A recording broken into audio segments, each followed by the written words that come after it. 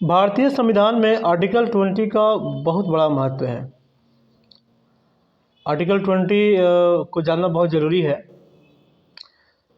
वैसे तो political science एक ऐसा सब्जेक्ट है जिसको अगर हम लोग नॉलेज के लिए पढ़ें तो ज़्यादा अच्छा भी लगता है और मतलब समझ में भी आता है। एग्ज़ाम के पॉइंट ऑफ व्यू से तो बात अलग है ही, लेकिन अगर हम लोग इसको ये समझ के पढ़ें कि हमें इससे एक नॉलेज गेन करना है तो ज़्यादा आसान लगता है पॉलिटिकल साइंस। आर्टिकल जो 20 है उसमें उपबंध है अपराधों के लिए दोष सिद्धि के संबंध में संरक्षण,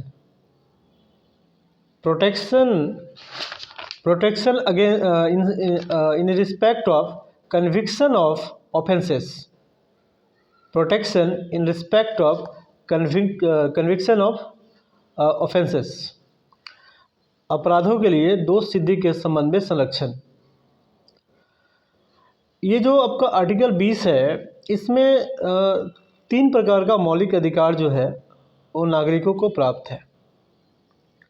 सबसे पहला ए नंबर में है, सबसे पहला जो है वो ये है कि किसी भी व्यक्ति को किसी भी क्राइम के लिए जो सज़ा है ये उसी कानून के तहत दी जा सकती है कि जब ये अपराध हुआ, जब ये क्राइम हुआ उस समय जो विधि में जो दंड था, जो उस अपराध के लिए कानून बना हुआ था, तो उसी के तहत सज़ा दी जा सकती है, ना कि नए कानून के तहत। जैसे कि फॉर एग्ज़ाम्पल मान लीजिए कि 2017 में किसी व्यक्ति ने चोरी किया, तो 2017 में चोरी का जो कानून था कि चोरी करने पर जो उसको सज़ा दिया जाता है या 1 महीना 2 महीना जो भी है, उस समय जो भी कानून था।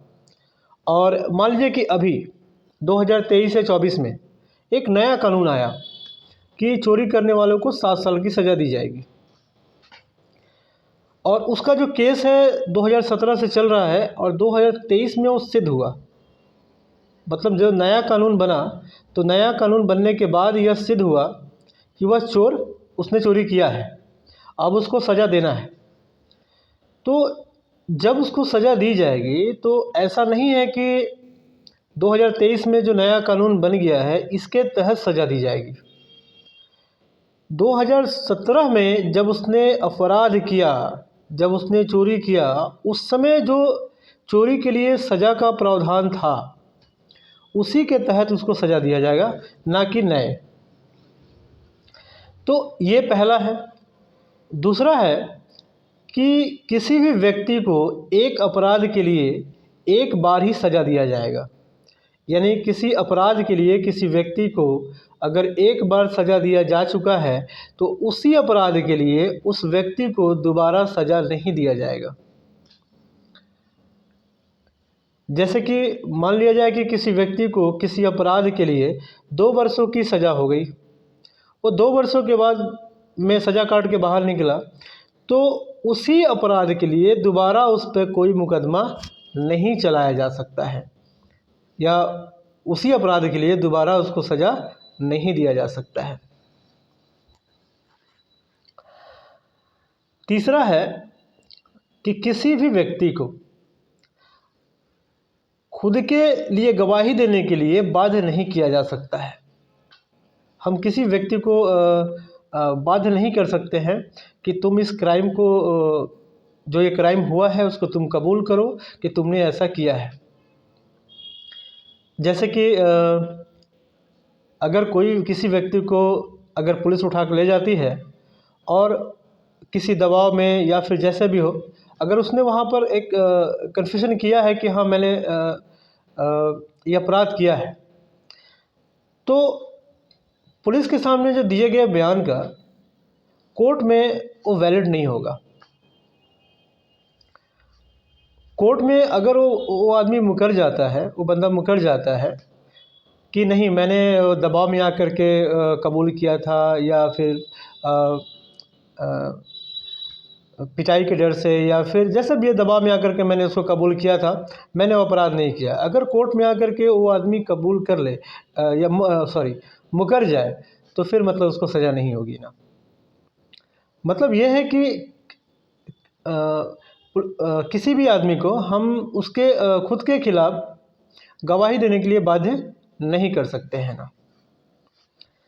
कोर्ट में अगर किसी व्यक्ति ने अपराध किया है, तो कोर्ट में पुलिस को एक एविडेंस देना होगा, उसके खिलाफ एक सबूत पेश करना होगा, और सबूत के आधार पे ही किसी व्यक्ति को सज़ा होती है। तो ये एक मौलिक अधिकार हम लोग का है, आर्टिकल 20 बहुत इम्पॉर्टेंट है, नागरिकों के लिए बहुत इम्पॉर्टेंट मौलिक अधिकार है। तो इस तरीके से हम लोग एक नॉलेज गेन करने के लिए आर्टिकल्स को पढ़ेंगे कि किस आर्टिकल में क्या है, कौन सा मौलिक अधिकार हमें मिला हुआ है, तो हमें समझ में भी आएगी और एक तरह से एग्ज़ाम के पॉइंट ऑफ व्यू से भी एक तैयारी हो जाएगी ना। तो ठीक है, फिर दोबारा मिलेंगे हम लोग कुछ नए फैक्ट, नए पॉइंट और नए आर्टिकल के साथ। तब तक के लिए धन्यवाद।